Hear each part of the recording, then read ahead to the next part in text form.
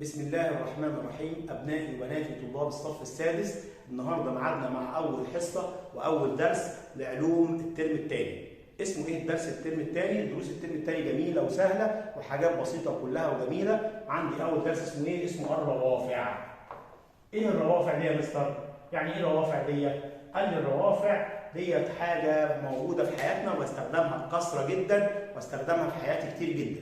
طيب الاول بدايه الدرس ايه؟ بيقول لي اي حاجه الانسان بيستخدمها في حياته اسمها الاله.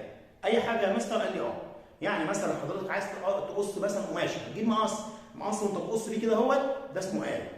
مثلا في مسمار وعايز تدق، هتجيب شاكوش ده اسمه ايه؟ اله.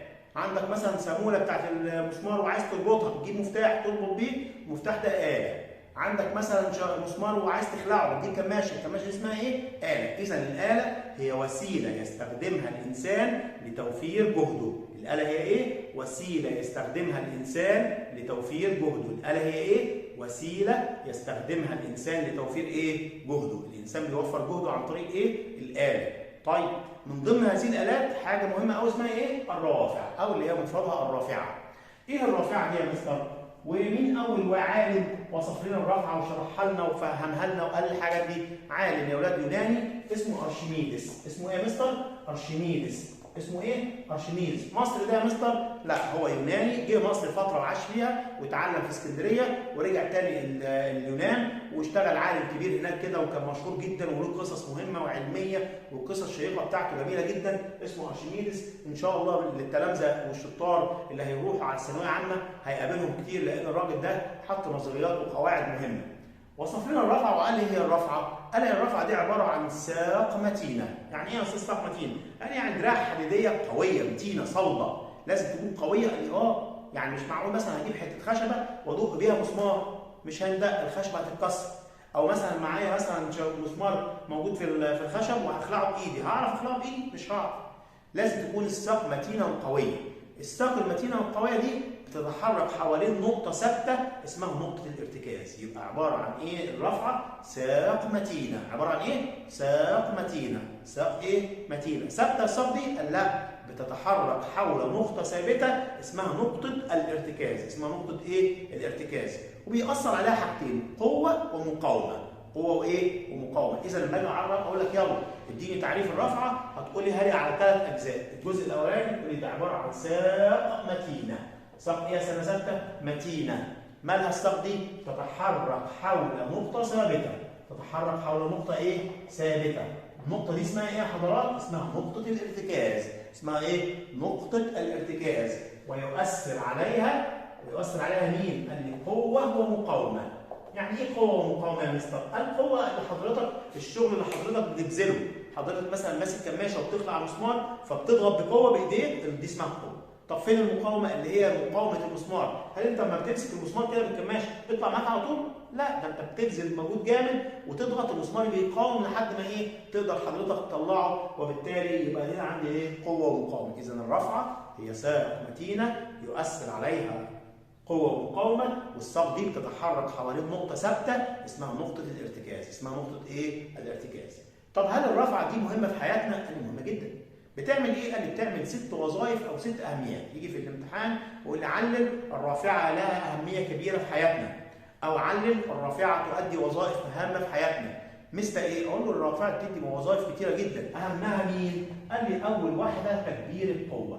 ايه تكبير القوه دي يا مستر؟ قال لي يعني حضرتك مثلا لو انت عايز تخلع الباب بتاع حضرتك، باب الشقه عندكم، وجيت عملت نفسك قوي كده وقلت مش هتقدر. هتجيب اخوك الكبير تعالى معايا، مش هتقدر. في حين انك لو رحت جبت عيل صغير كده دارس الرفعه ودارس تكبير القوه، هيجيب حته عجله حديده كده ويحطها تحت الباب وبصبع واحد والتكه الباب اتخلع. ازاي قدر كده؟ قال لي عشان العتله كبرت القوه. يجي عليها سؤال في الامتحان ولكده تؤدي العتله وظيفه مهمه وهي نقط وتكبير القوه، او يعكسها تكبير القوه من وظائف الرافعه مثل نقط ومثل العتله. مثل مين؟ العتله. خد بالك من الاسئله، خد بالك من السؤال بيجي ازاي في الامتحان. يجي في الامتحان يقول كده من وظائف الرفعه تكبير القوه مثل نقط ومثل العتله. يعكس السؤال، العتله تؤدي وظيفه مهمه وهي نقط وتكبير القوه. اذا اول وظيفه تكبير القوه. تاني حاجه طالما اتكلمنا عن تكبير القوه هتكلم عن حاجه تانيه اسمها تكبير برضه بس تكبير المسافه. ايه تكبير المسافه؟ لما حضرتك مثلا تكون قاعد مع ماما كده وماما تلاقي الصلاه وقع عليها تراب ولا حاجه ولا حضرتك قزقزت لب ورميته تقول لك ما تخلي عندك دم يا عم وامسك المقشه تنص لنا الصلاه كده تقول لها حاضر يا ماما. حضرتك تمسك المقشه كده والدراع بتاعها طويل وتبدا تحرك ايدك دي والمقشه تحت ماشيه على الارض. هتبص تلاقي ايدك اللي فوق دي اللي هي مش الثابته اللي هي بتتحرك دي بتتحرك هتلاقي المسافه ما كملتش 10 سم ما كملتش. في حين لو حضرتك بصيت على الارض هتلاقي المقشه مشيت حوالي 60 او 70 سم. ده معناه ايه؟ ان المقشه دي اللي هي اسمها العلمي المكنسه اليدويه عملت ايه؟ عملت تكبير المسافه وكبرت المسافه، يعني معناها ان الرفعه بتؤدي وظيفه ثانيه تكبير المسافه مثل مين؟ او مثل المكنسه اليدويه، مثل المكنسه الايه؟ اليدويه، ديت الوظيفه الثانيه. الوظيفه الثالثه ايه؟ مثل نقل القوه. يعني تكبير القوه ونقلها قال لي نقل القوه زي العجله وزي المكنسه اليدويه. برضه المكنسه حضرتك ماسك كده وبتحرك كده اي تاثير القوه بتاعتك هنا بتبان في التاثير فين؟ على الارض بعيده. المقشه طولها تقريبا متر او 120 سم. تاثيرها بيبان تحت مش هنا، تاثيرها من تحت لمين اللي نقل القوه من هنا لهنا؟ المكنسه اليدويه. يبقى نقل القوه مثل المكنسه اليدويه. يبقى هنا المكنسه اليدويه بتعمل حاجتين يا اولاد. بتعمل ايه يا مستر؟ بتكبر المسافه وبتنقل القوه. يجي في الامتحان ده سؤال مهم يجي في الامتحان على هيئه اكمل. المكنسه اليدويه تؤدي وظيفتان من وظائف الرافعه مثل نقط ونقط وتكبير المسافه ونقل القوه. تكبير المسافه ونقل الايه؟ القوه. طب الوظيفه الرابعه اسمها ايه يا مستر؟ اسمها تجنب المخاطر. ايه تجنب المخاطر ديت؟ في العيد بقى كده في العيد الاضحى بابا ذبح خروف ولا ذبح جمل ولا ذبح عجل وبتشوي اللحمه قام حته فحمه وقعت من الشوايه، هل هتمد ايدك تمسكها بايدك وتحطها؟ هتلسع يا مستر ايدك هتحرق. امال بتعمل ايه؟ بتمسك الماشه اللي هو ماسك الفحم تروح ماسك الفحمايه وحاططها من غير ايدك ما تتعرض لاي خطر. اذا تجنب المخاطر زي مين؟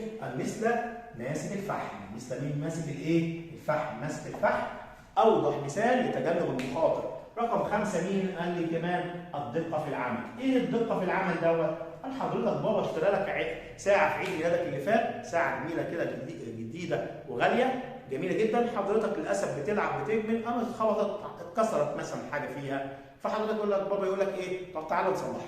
تروح عند الساعاتي بيبدا يفكها. هل بيفكها بايده كده عادي بمسامير وشواكيش وحاجات كبيره كده؟ لا يا مستر، ده عنده حاجات دقيقه جدا. بيمسك حاجه صغيره كده يمسك بيها المسامير والحاجات. اسمها ايه الحاجه دي؟ اسمها الملقط. الملقط هنا بيعمل ايه؟ دقه في العمل. اذا الدقه في العمل مثل مين؟ مثل الملقط. مثل مين؟ الملقط. رقم 6 واخر حاجه دي يا اولاد وديت مهمه قوي اللي هي يا اولاد زياده السرعه. ايه زياده السرعه دي؟ قال لي بص يا سيدي العصا بتاعت الهوكي عامله شكل كده يا اولاد. الراجل بيمسكها ويقوم خابط بيها كره صغيره كده بيخبطها تبص تلاقي الخبطه الصغيره دي الكره تجري بسرعه قوي. ايه اللي زودها؟ قال لي تاثير عصا الهوكي اللي خلى السرعه بتاعت الكره تزيد جدا. اذا زياده السرعه مثل عصا الهوكي. اذا عصا الهوكي بتؤدي وظيفه مهمه هي ايه؟ زياده السرعه. دول كده يا اولاد اهميه الرفعه. 6 اهميات. في الامتحان هيجي يقول لي السته كلهم؟ لا. امال هيجي ازاي؟ هيتاكمل زي ما قلت لك. يلا يقول لي كده العتله تؤدي وظيفه مهمه مثل نقط وتكبير القوه. المكنسه اليدويه تؤدي وظيفه نقط ونقط تكبير المسافه نقل القوه. طب الدقه في العمل مثل مين؟ الملقط. الملقط يعمل ايه؟ دقه في العمل. طب ماسك الفحم او ماسك الحلوى بيعمل ايه؟ تجنب مخاطر. طب عصا الهوكي بتعمل ايه؟ زياده السرعه. دي كده اسمها ايه؟ اهميه الرفعه او وظائف الرفعه. طب الرفعه كلها زي بعض يا مستر؟ قال لا، الرفعه يا اولاد لها 3 انواع. ايه ال3 انواع؟ قال لي النوع الاولاني اسمه النوع الاول. يعني مش مثلا النوع الاول اسمه مثلا ابراهيم ولا حسين، لا، النوع الاول اسمه النوع الاول. طب النوع الاول ده عامل ايه؟ قال لي هرجع للتعريف بتاع الرفعه وهستدل منه على 3 حاجات او 4 حاجات لازم يكونوا موجودين في الرفعه. ساق متين، يعني دراع كده طويل تتحرك حول نقطه ثابته اسمها نقطه انفكاس هنرمز لها برمز نون. فين النون؟ ويأثر عليها قوه مقاومه قاف. فين القاف؟ ومقاومه ميم. انا عايز امثلهم مع الرفعه بتاعت النوع الاولاني. وصفها ايه النوع الاولاني؟ قال لي في رفعه النوع الاولاني تقع نقطه الارتكاز بين القوه والمقاومه. يعني ايه نقطه الارتكاز كده؟ اهيت في النص او على جنب منهم هنا، وادي تاثير القوه سهم كده قاف وتاثير المقاومه علبه كده او مربع ويكتب عليه ميم. الشكل ده كده يوضح مين؟ النوع الاول اللي هو وصفه ايه؟ تقع نقطه الارتكاز بين القوة والمقاومة. يجي في الامتحان يقول لي تعالى يا عم اكتب المصطلح العلمي. رافعة تقع فيها نقطة الارتكاز بين القوة والمقاومة. أقول له دي رافعة النوع الأول. بدأ بنقطة الارتكاز أو ده النوع الأول. مثل مين ده يا مستر؟ قال لي ده أكثر الأنواع شيوعا وانتشارا، أكتر حاجة مشهورة عندنا في حياتنا رافعة النوع الأول. زي مين يا مستر؟ قال زي الكماشة، زي القصافة بتاعت الأظافر، زي الأرجوحة، زي مجداف المركب، زي ميزان البقال، زي مشبك الغسيل. كل دي أمثلة على النوع الأولاني. قال لي مشهور جدا وأكثر أنواع الرافعة شيوعا هو النوع الأول. زي إحنا قلنا زي المقص، زي الكماشة، زي مشبك الغسيل، زي طلمبة المية، زي مجداف المركب، زي كمان الأرجوحة. كل دول أمثلة، وفي غيرها وغيرها وغيرها كتير جدا جدا جدا على رفعة النوع الأول. ده النوع الأول أكثر أنواع شيوعا بتقع فيه نقطة الارتكاز بين القوة والمقاومة، القوة والمقاومة. طب والنوع الثاني يا مستر هنعمل إيه؟ نكتبه فوق كده عشان الناس كلها تشوف. النوع الثاني عندي إيه يا مستر؟ قال النوع الثاني ده أدي الساق المتين أهي. نقطة الارتكاز هتروح فين المرة دي؟ هتروح على جنب. أدي النوع. طب وتأثير القوة فين؟ أدي تأثير القوة هنا أهو. طب وتأثير المقاومة فين؟ هنا. ده تأثير المقاومة، بتقع المقاومة بين القوة ونقطة الارتكاز. برفعة النوع الثاني تقع المقاومة بين القوة ونقطة الارتكاز. يعني يجي يقول لي في الامتحان إيه هو النوع الثاني؟ أقول تقع المقاومة بين القوة ونقطة الارتكاز. ده إيه؟ النوع الثاني. ده مشهور برضه يا مستر، مشهور بس أقل شوية. زي مين يا مستر؟ قال زي مثلا فتاحة المياه الغازية. ايه فتاحة المياه الغازية دي يا ولاد؟ قال لي بص شكلها عامل كده اهو. زمان طبعا دلوقتي ما عادش موجودة قوي يعني. كده ده شكلها. حضرتك بتعمل ايه؟ بتضغط بقوة هنا، ادي القوة. طب فين تأثير المقاومة؟ هنا الغطا اللي بترفع حضرتك ادي المقاومين. طب بتثبت فين هنا؟ بتضغط هنا عند نص الغطا، بترفع كده ارتكاز هنا، نقطة الارتكاز هنا، وادي المقاومة وادي القوة. يبقى حققت ان المقاومة تقع بين نقطة الارتكاز والقوة، يبقى فتاحة المياه الغازية رافعة من النوع الثاني. ده أول مثال عليها. المثال الثاني مين؟ عربة الحديقة. إيه عربة الحديقة ديت؟ اللي بعض الناس يا ولاد بيسموها البراويطة كده، اللي هم بيشيلوا فيها الردم والحاجات دي. شكلها. وهنا مثلا في العجلة كده والراجل بيمسكها من هنا. آدي نقطة ارتكاز، والردم اللي بيشيله او الرمل او الحاجات هو المقاومه، والراجل بيشيل من هنا القوه. يبقى فعلا المقاومه تقع بنقطه الارتكاز والقوه. يبقى عربه الحديقه هي كمان رافعه من النوع الثاني. مين كمان يا مستر؟ قال لي كساره البندق. ايه كساره البندق ديت؟ خلاص بقى ايه دي شكلها عامل ازاي؟ قال عامل كده اهو، كده وكده. واحط البندقايه هنا واضغط بقوه من هنا يا ولاد. وادي هنا البندقايه هي المقاومه، وهنا نقطه مسمار هنا ثابت هو نقطه الارتكاز. يبقى كسرت البندق وكمان رافعه من النوع الثاني. مين كمان حاجه موجوده عندنا في البيوت كلنا؟ عصاره الليمون. ايه عصاره الليمون دي يا مستر؟ قال عندنا لو انت دخلت على ماما عندك عصاره ليمون يا ماما في المطبخ، تقول لك عندك كده شكلها كده جزئين شكل بعض بالظبط.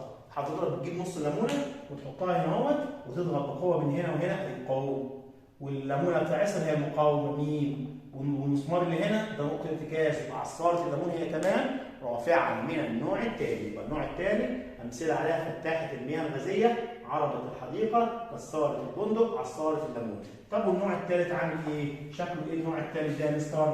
قال لي النوع الثالث آدي الرفعة هي، ساق الرفعة هي، وآدي نقطة الارتكاز برضه على جنب، لكن تأثير القوة هو المرة دي اللي في النص، والمقاومة هي اللي على جنب. هنا معناها ايه؟ قال معناها لما يجي في الامتحان يقول لي ايه رفعة النوع الثالث؟ اقول له تقع القوة بين المقاومة والارتكاز. تقع القوة بين المقاومة ونقطة الارتكاز. دي رفعة الايه؟ النوع الثالث. وده مشهور برضه زي مين يا مستر؟ قال بص يا سيدي حاجة مشهورة قوي زي سنارة الصيد. ايه سنارة الصيد دي؟ الراجل بيصطاد، السنارة واقفة كده اهوت وهو مثبتها هنا، وادي الخيط بتاع السناره والسمكه. السمكه اللي بيصطادها هي ايه؟ هي المقاومه. ونقطه الارتكاز هي المكان هنا اهو، والراجل بيشد بايده من هنا، يبقى ادي القوه اهي، وادي نقطه الارتكاز، وادي المقاومه، يبقى فعلا وقعت القوه بين نقطه الارتكاز والمقاومه، يبقى فعلا الصناره الصيد هي كمان رافعه من النوع ايه؟ الثاني. مين كمان يا استاذ؟ اي حاجه فيها كلمه ماسك يا ولاد. اي حاجه ماسك، ماسك الفحم، ماسك التلج، ماسك الحلوى. لما تروح تشتري حلويات او مثلا او تورته او كيكه او حلويات من عند الراجل الحلواني او جاتوه، بيروح ماسك الراجل ما يحطهاش بايده، لا بيمسك ماسك كده، شكله عامل ازاي يا مستر؟ ماسك عامل كده، بيقوم ماسك هو دي نقطه الارتكاز وضغط هنا هو بقوه، ويمسك قطعه الجاتوه او قطعه الحلوى هنا هو ويحطها لك في العلبه بدون ما ايده تلمس الايه الحاجه، يبقى ماسك الفحم او ماسك التلج او ماسك الحلوى.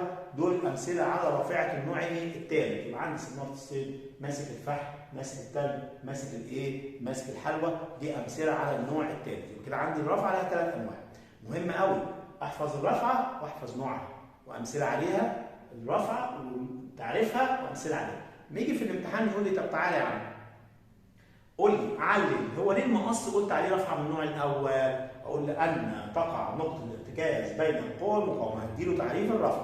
طب تعالى علم ليه قلت على ماسك الفحم من نوع ثالث؟ اقول له تقع القوه بين المقاومه ونقطه الارتكاز. طب تعالى علم ليه قلت فتحت المياه الغازيه من النوع الثاني؟ اقول لان تقع المقاومه بين القوه ونقطه الارتكاز. ده الدرس الاولاني يا اولاد في العلوم الصف السادس. اتمنى ان اعجبكم، ولو عجب الفيديو حط لي لايك واشترك في القناه وفعل زر الجرس عشان يوصلك كل تحديثاتنا، واتمنى يكون الفيديو عجبكم وشكرا.